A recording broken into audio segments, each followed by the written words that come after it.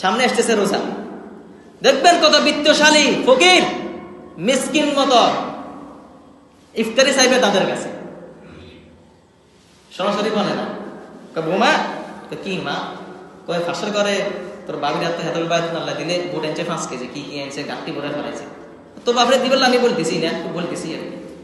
ফাঁসের করে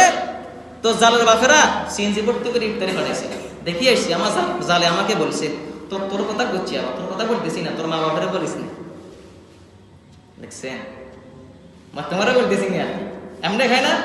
ঘুরে খেতেছে ওই মিয়া আপনার কি ফকির আপনার ঘরে কি ইফতারি নাই কেন আরেকজন থেকে ইফতারি নিয়ে এসে আপনি ইফতারি করবেন যদি আপনি মিসকিন হন আপনার টাকা পয়সা নাই আপনার হাত নাই পা নাই কিচ্ছু নাই আপনি ওই তার কাছে কেন চাইবেন আপনি থালা নিয়ে জমিনে নামেন বস্তা নিয়ে জমিনে নামেন ভিক্ষা করেন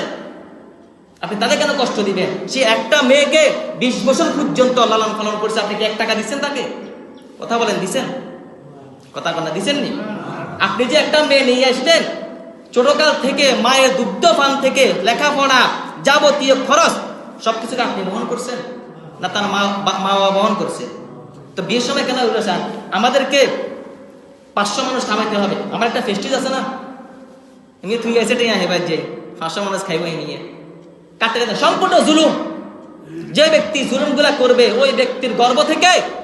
ওই ব্যক্তির বংশধর থেকে কখনো বায়জিদ বোস্তামি আসবে না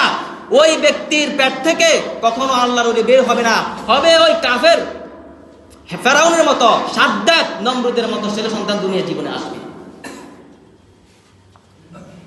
আপনি বিয়ে করান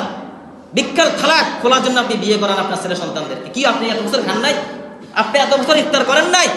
আপনার এত বছর কোরবান দেন নাই কেন আপনি ছেলে বিয়ে করলে তার পক্ষ থেকে ঈদের সময় গরু আসবে কেন ছাগল আসবে কেন রোজার সময় ইফতারি আসবে আপনি এত ভিক্ষুক কেন ছেলে বিয়ে করেন আগে আপনি খান নাই না আপনি ইফতারি খালি ছিলেন কথা বলেন ইতিপূর্বে কি আপনি ইফতার করেন নাই কথা বলেন না করেন নাই ইতিপূর্বে আপনি কোরবান দেন নাই তো আপনি তার কাছে খুঁজেন কেন